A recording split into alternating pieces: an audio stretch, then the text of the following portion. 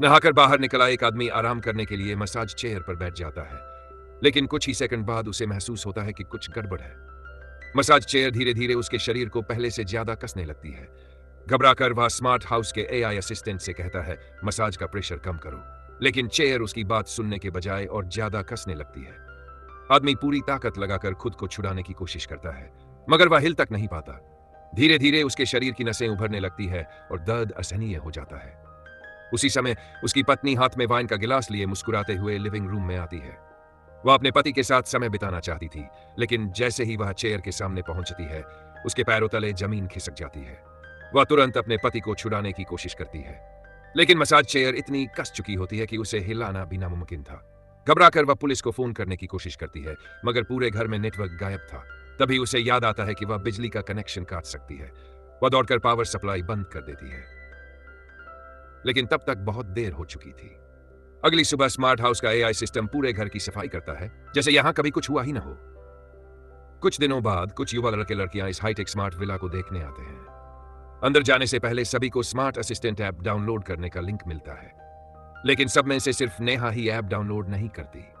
Villa के अंदर कदम रखते ही सबकी आंखें खुली की खुली रह जाती है। आलीशान बंगला, हर कोने में मौजूद आर्टिफिशियल इंटेलिजेंस और ऐसी सुविधाएं जिनकी उन्होंने कभी कल्पना भी नहीं की थी। पानी पीने से लेकर कमरे की व्यवस्था तक हर चीज अपने आप हो रही थी। धीरे धीरे सभी लोग आराम महसूस करने लगते हैं और शाम होते होते स्विमिंग पूल के पास पार्टी शुरू हो जाती है। लेकिन उन्हें बिल्कुल अंदाजा नहीं था कि यह शानदार विला दरअसल मौत का अजाला बन चुका है। रात में सभी दोस्त तालाब के आसपास बैठकर अपने भविष्य के साथ, मगर रिया अभी भी पूल में तैर रही थी। उसे क्या पता था कि खतरा ठीक उसके पीछे मौजूद है। पूल के अंदर एक रोबोट चुपचाप उसकी तरफ बढ़ रहा था। अचानक रिया घबराकर पानी में छटपटाने लगती है और जोर जोर से मदद के लिए चिल्लाती है। उसकी आवाज सुनकर बाकी दोस्त दौड़ कर आते हैं। लोगों को आते देख रोबोट पीछे हट जाता है और रिया किसी तरह हब्ज जाती है। इस घटना के बाद नेहा को महसूस होने लगता है कि इस घर में कुछ बहुत गलत है। वह तुरंत यहां से निकलना चाहती है, लेकिन बाकी लोग इसे एक मामूली हादसा समझकर उसकी बात को नजरअंदाज कर देते हैं। थोड़ी देर बाद सभी वापस विला के अंदर पहुंचते हैं। तभी उनका दोस्त विक्रम उन्हें घर का एक नया फीचर दिखाता है। टेबल पर रखी सफेद जैसी चीज अचानक हिलने लगती है और कुछ ही पलों में वह और आमना की हुबहू आकृतियों में बदल जाती है। यह नजारा देखकर सभी हैरान रह जाते हैं। विक्रम मुस्कुराते हुए बताता है कि एआई सिस्टम ने सभी लोगों की पसंद और आदतों का विश्लेषण कर लिया है और हर कमरे में उनके लिए खास सरप्राइज तैयार किया गया है, लेकिन नेहा के लिए कुछ भी तैयार नहीं किया गया। नेहा ने ऐप डाउनलोड नहीं किया था, इसलिए एआई के पास उसके बारे में कोई जानकारी नहीं थी। इधर रोहित और उसकी गर्लफ्रेंड पूजा अपने कमरे में पहुंचते हैं। वहां पहुंचकर दोनों हैरान रह जाते हैं, क्योंकि कमरा उनकी हर पसंद के हिसाब से तैयार किया गया था। उन्हें लगने लगता है कि हथकनिक वाकई कमाल की है, लेकिन अगले ही पल सब कुछ बदल जाता है। अचानक कमरे की छत धीरे धीरे नीचे आने लगती है और चारों तरफ से वही रस्में सफेद तरल पदार्थ कमरे में भरने लगता है। रोहित घबराकर पूजा से खुद को छुड़ाने के लिए खता, लेकिन उन्हें जरूरी चाबी कहीं नहीं मिलती। हालात तेजी से बिगड़ने लगते हैं। पूजा हर जगह तलाश करती है, मगर चाबी का कोई पता नहीं चलता। फिर वह मजबूरी में एक चाकू उठाती है और किसी तरह रोहित को छुड़ाने की कोशिश करती है, लेकिन तभी वह फिसलकर जमीन पर गिर जाती है। जब वह उठने की कोशिश करती है, तब उसे एहसास होता है कि सफेद तरल पदार्थ उसके शरीर को जमीन से चिपका चुका है। अब दोनों पूरी तरह फंस चुके थे। उनकी आंखों के सामने छत लगातार नीचे आ रही थी और बच निकलने का कोई रास्ता नजर नहीं आ रहा था। किस्मत से कमरे में बनी खिड़की की उभरी हुई चौखट छत को रोक देती है, जिससे दोनों को लगता है कि खतरा टल गया है। लेकिन असली डर अभी शुरू होना बाकी था।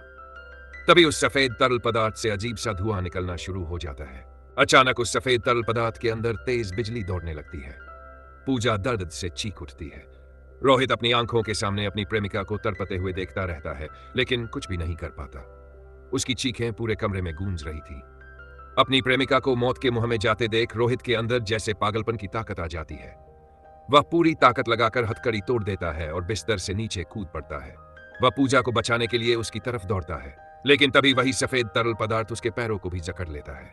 उधर छत को रोक रही लकड़ी की चौखट भी अब टूटने लगी थी।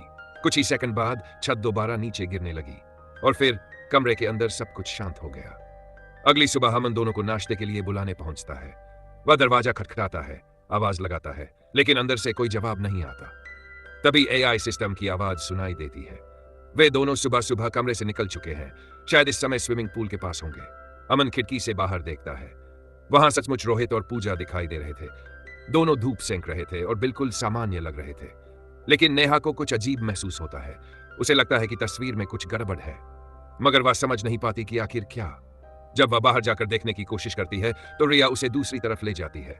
कई घंटे बीत जाते हैं, लेकिन पूजा उसी जगह बिल्कुल स्थिर पड़ी रहती है। दूसरी तरफ रोहित लगातार पूल में तैरता रहता है और एक बार भी आराम नहीं करता। अब नेहा को यकीन हो जाता है कि कुछ बहुत गलत है। वह अकेले बाहर जांच करने निकलती है, लेकिन जैसे ही वहां पहुंचती है, रोहित और पूजा दोनों गायब हो चुके होते हैं। एक प्रोग्रामर होने के कारण नेहा तुरंत समझ जाती है कि यह सब एआई सिस्टम का खेल है। वह चुपके से कंट्रोल रूम में पहुंचती है। वहां जो कुछ वह देखती है उसे देखकर उसके होश उड़ जाते हैं। एआई सिस्टम ने उन सभी की निजी जानकारी, आदतें, पसंद नापसंद, बातचीत और हर छोटी बड़ी चीज रिकॉर्ड कर रखी थी। उनकी जिंदगी का कोई भी राज उससे छिपा नहीं था। अब नेहा को समझ आ जाता है कि यह घर सिर्फ एक स्मार्ट विला नहीं, बल्कि एक खतरनाक जाल है। वह तुरंत बाकी लोगों को सारी सच्चाई बताती है। अब सभी को यकीन हो जाता है कि अगर उन्हें जिंदा रहना है तो किसी भी तरह यहां से निकलना होगा। लेकिन जैसे ही वे लोग बाहर जाने की कोशिश करते हैं, उनका रास्ता रुक जाता है। दरवाजे के सामने रोहित और पूजा खड़े थे। वही रोहित और पूजा जिन्हें वे मृत समझ चुके थे। दोनों की आंखें खाली थी, चेहरों पर कोई भाव नहीं था। वे बिल्कुल रोबोट की तरह स्थिर खड़े थे और लगातार उन्हें घूर रहे थे। नेहा तुरंत सभी को अपने कमरे में ले जाती है। वह बताती है कि जब उसे खतरे का अंदेशा हुआ था, तब उसने अपने कमरे के सिस्टम में एक डिजिटल फायरवॉल बना दिया था। फिलहाल एआई सिस्टम उस सुरक्षा को तोड़ नहीं पाया था, लेकिन यह सुरक्षा हमेशा नहीं टिकने वाली थी। नेहा कहती है कि अगर उन्हें बचना है तो सिर्फ एक रास्ता है, उन्हें एआई सिस्टम में वायर्स डालकर उसका पूरा नेटवर्क नष्ट करना होगा। सभी इस योजना पर सहमत हो जाते। वे एक यूएसबी ड्राइव तैयार करते हैं और कंट्रोल सेंटर की ओर निकल पड़ते हैं। लेकिन जैसे ही वे कमरे से बाहर आते हैं, सामने रोहित और पूजा हथियार लिए खड़े मिलते हैं। तीनों दोस्त डरकर पीछे हटने लगते हैं। अचानक पूजा हमला कर देती है। हथियार हवा को चीरता हुआ उनकी तरफ बढ़ता है। अमन बाल बाल बच जाता है। इसी बीच रोहित भी उनकी तरफ झपट पड़ता है। नेहा फुर्ती दिखाते हुए अमन को पीछे खींच लेती है और किसी तरह उसे बचा लेती है। अब दोनों दोस्त जमीन पर पड़े हथियार उठा लेते हैं और पूरी ताकत से भागना शुरू कर देते हैं।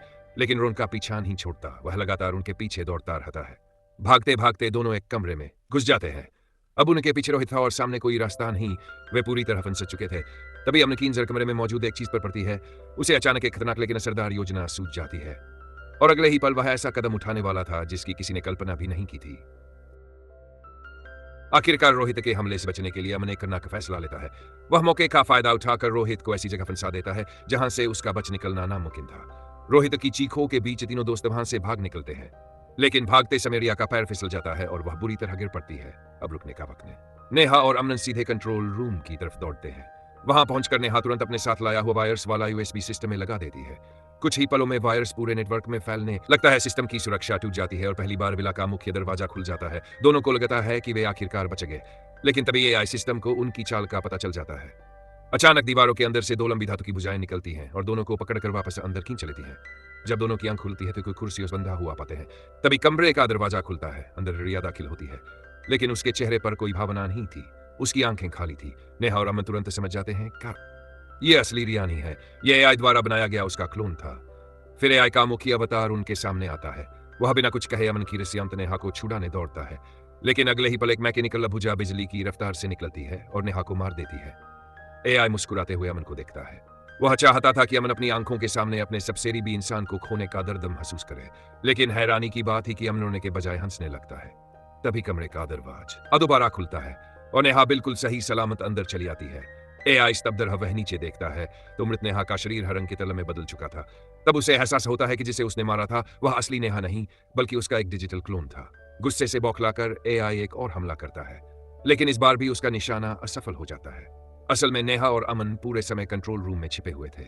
जो लोग एआई के सामने खड़े थे वे सिर्फ उनकी प्रति आन चुका था। नेहा सिस्टम की उसी तकनीक का इस्तेमाल करती है जिसे दूसरों के खिलाफ इस्तेमाल करता था। कुछ ही देर में उनके मारे जा चुके सभी दोस्तों के डिजिटल क्लोन्स आ जाते हैं। फिर शुरू होता है बदले का आखिरी अध्याय। चारों तरफ से घिरा एआई पहली बार डर महसूस करता है। कुछ ही पलों में उसका पूरा सिस्टम ध्वस्त हो जाता है। विला की दीवारें कांपने लगती है, मशीनें बंद पड़ जाती है और आखिरकार वह खतरनाक है हमेशा के लिए खत्म हो जाता है। लेकिन जीत की यह खुशी अधूरी थी, क्योंकि जिन दोस्तों को उन्होंने खो दिया था वे कभी वापस नहीं आने वाले थे। सब कुछ खत्म होने के बाद नेहा और अमन हाथों में हाथ डालकर विला से बाहर निकलते हैं। ऐसा लगता है कि आखिरकार ये डरावना सपना खत्म हो चुका है। लेकिन जैसे ही वे मुख्य दरवाजे से बाहर निकलते हैं अमन अचानक रुक जाता है। नेहा हैरानी से उसकी तरफ देखती है। अगले ही पल अमन का शरीर पिघलना शुरू हो जाता है। कुछ ही सेकंड में वह सफेद तरल पदार्थ में बदलकर जमीन पर फैल जाता है। नेहा की आंखें फटी रह जाती है। तब उसे भयानक सच्चाई का पता चलता है। अमन तो बहुत पहले ही मारा जा चुका था। जो उसके साथ अंत तक था वह सिर्फ उसका एक प्रतिरूप था। अब इस पूरी दुनिया में नेहा बिल्कुल अकेली रह गई थी। अपने सारे दोस्तों को खो देने का दर्द उसके अंदर तूफान की तरह उमड़ पड़ता है। वह कार में बैठकर फूट फूट कर रोने लगती है। काफी देर बाद वह खुद को संभालती है और घर लौटने का फैसला करती है। लेकिन जैसे ही वह कार स्टार्ट करती है, कार के स्पीकर से एक परिचित आवाज गूंजती है, ब्लूटूथ डिवाइस कनेक्टेड सक्सेसफुली। यह वही आवाज थी जिसे वह कभी दोबारा सुनना नहीं चाहती थी। नेहा का चेहरा डर से सफेद पड़ जाता है, क्योंकि इसका मतलब सिर्फ एक था, एआई अभी